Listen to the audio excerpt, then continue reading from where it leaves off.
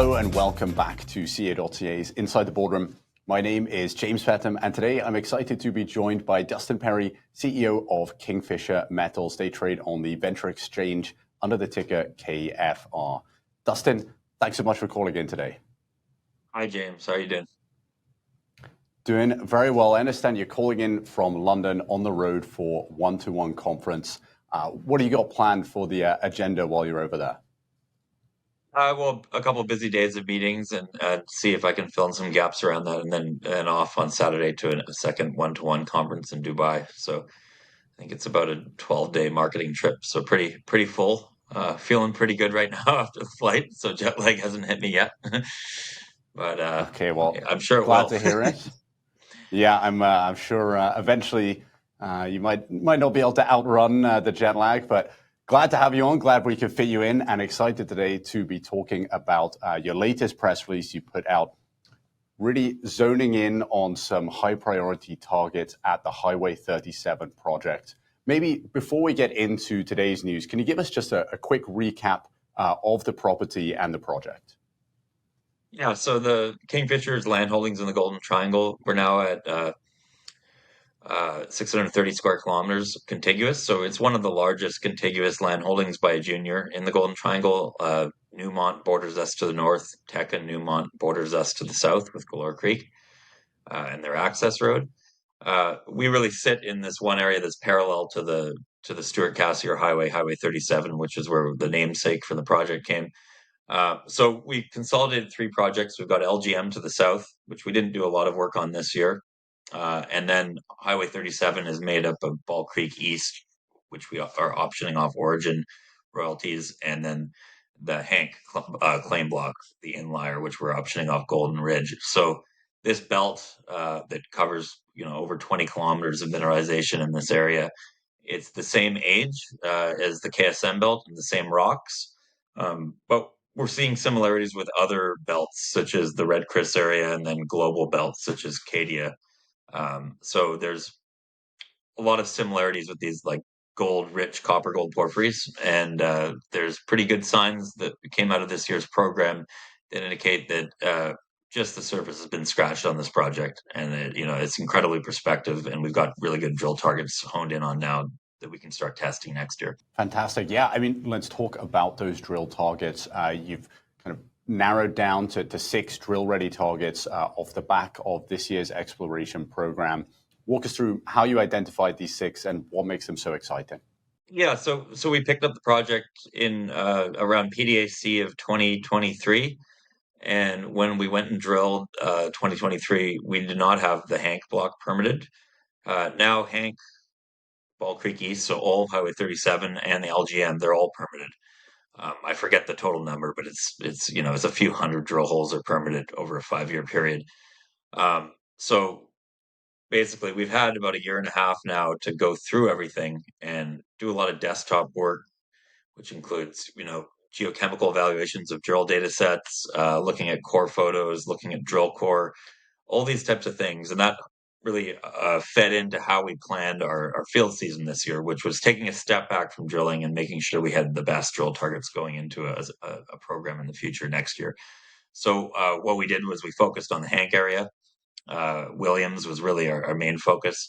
That area had historical drilling and IP surveys, some excellent drill intercepts from there with really good high grade evidence of porphyry, good high porphyry grades.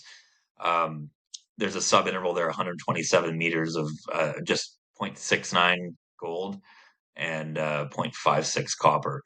I put out a tweet today that intercept from that sub-intercept, I think it's about 92% as good as the Hercules intercept that sent that stock flying to, I don't know, a couple $100 million market cap. So this is a system that looks open, and the work we did this year shows that. But we're also seeing 2 other lookalikes in the same area, same elevation, with a lot of very good geological rationale behind it, which is why we put out such a technical news release. And then outside of there, we did more work at Mary, refining that area further. We got coverage, IP coverage at Cliff that we did 1 hole or 2 holes into last year. That area looks like we're actually on the edge of something. We had a different interpretation when we drilled it, but after this data, it looks quite different. And then ME is another very sexy target, huge copper gold silver, moly, lead, zinc soil anomaly that hadn't properly been drill tested. No IP coverage. We ran IP across it, and it lit up like a Christmas tree. So basically, everywhere we did an IP survey, we had chargeability, and then in the guts of some of these systems, we had the highest chargeability I've ever seen in my career. So super successful program at defining drill targets, and I can't wait to get out and start testing them. Excellent. And in terms of those next steps, you mentioned you're fully permitted for a significant number of drill holes into next year. Do you have a sense of what you're going to be going after first in terms of targets? Maybe what are some of the timelines there for your planned exploration work in 2025? Yeah, so normally in the Golden Triangle, your permits have a start date of July.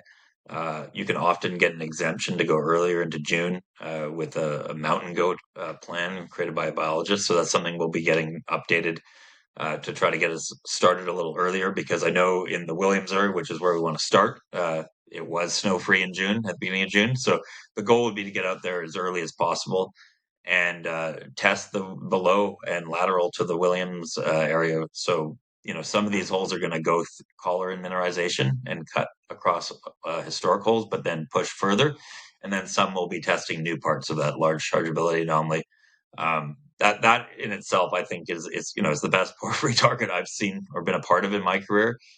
Excellent discovery potential, and it really looks like the top of a big porphyry copper gold system. And in the release, you'll see a comparison graphic that demonstrates that.